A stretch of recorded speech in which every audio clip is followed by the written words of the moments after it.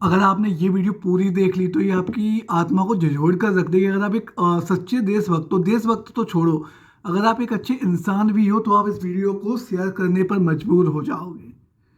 Reality of life and reality of politics आपको इस video में थोड़ी सी छोटी सी झलक देखने को मिलेगी।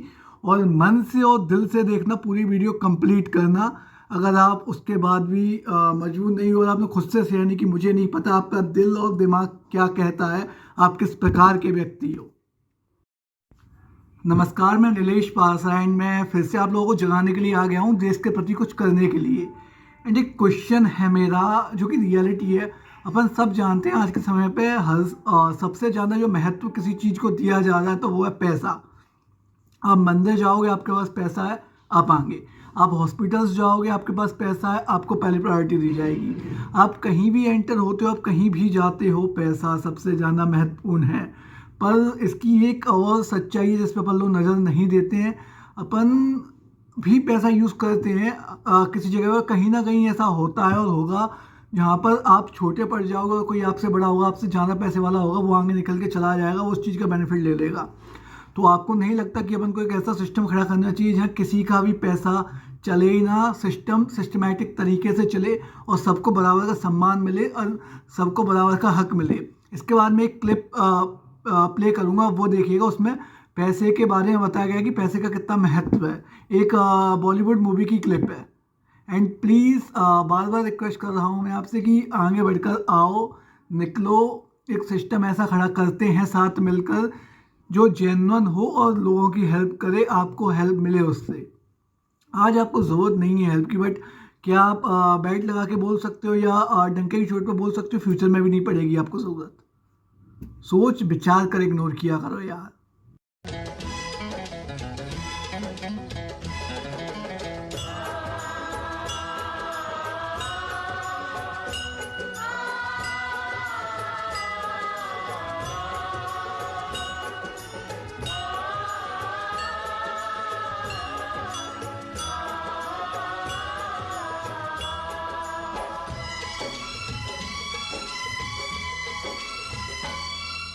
भगवान के घर भी खोट चले, पूजा के लिए भी नोट चले।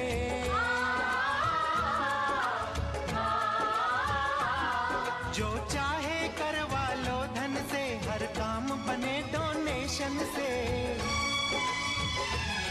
मिलता है उसी को वोट, ये पैसा बोलता है, ये पैसा बोलता है। ये पैसा एंड आप लोगों से क्वेश्चन है कि आप लोग बोलते हो काम हो रहा है, प्राइम मिनिस्टर काम कर रहे हैं, तो देश के लिए खेलने वाले, देश का नाम रोशन करने वाले जंतर मंतर पे पड़े रहे थे, याद है क्या? उसके अलावा चलो वो छोड़ते ही, कोई इतना इशू तो बड़ा बट इतना ही बड़ा नहीं। पर मणिपुर की बात करें, यहाँ पर महिलाओं को निवस्त्र घुमाया गया था, प्रधानमंत्री ने ना आज तक उस पर कुछ बोला और ना वहाँ पे गए, वो वहाँ तक विजिट भी नहीं किया। उन्हें फुर्सत नहीं है अपनी चुनाव की रैलियों से, उन्हें फुर्सत नहीं है फॉरेन टूर से, सिर्फ दिखावा चल रहा है। आप जितनी जल्दी जानो समझ लोगे उतना प्रॉफिटेबल आपके लिए, आपकी कंट्री के लिए, आपके एनवायरनमेंट के लिए, आपके बच्चों के भविष्य के लिए रहने वाला है। एक ये क्लिप और प्ले होगी, आप ये देखिएगा।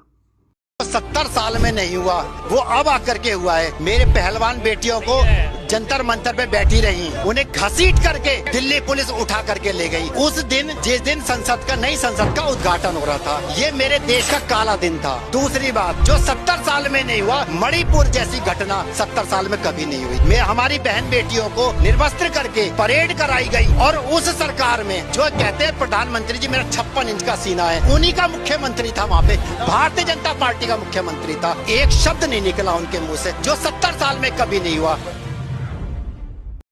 और इंडिया जैसी कंट्री का प्राइम मिनिस्टर बोलता है कि मुझे इंडिया शब्द से नफरत है।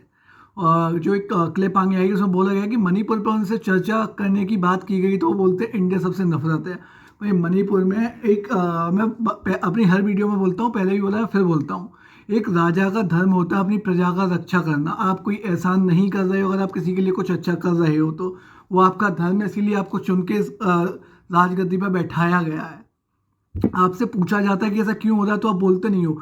मणिपुर में बीजेपी का ही सीएम है, आपने उनको क्वेश्चन नहीं किया, इस्तीफा देने की नहीं बोली, और कैसे कैसे कार्य चल रहे हैं। क्या आप डिजर्व करते हो प्राइम मिनिस्टर की चेयर पे बैठना। ये उन्हें वो जो बैठा हुआ है, जो गलत कर रहा है, वो कभी नहीं सोचेगा। ये आप लोगों को सोचना है कि क्या वो डिजर्व करते, क्योंकि बनाने वाले आप हो, बैठाने वाले आप हो। आज मणिपुर में हो रहा है, कल को कहीं और होगा, आज किसी और के साथ हो रहा है, कल को आपके साथ भी हो सकता है। तो जितना जल्दी अपन सिस्टम चेंज करें, सिस्टम बदला, सिस्टम खड़ा करें, उतना प्रॉफिटेबल हर व्यक्ति के लिए रहने वाला है।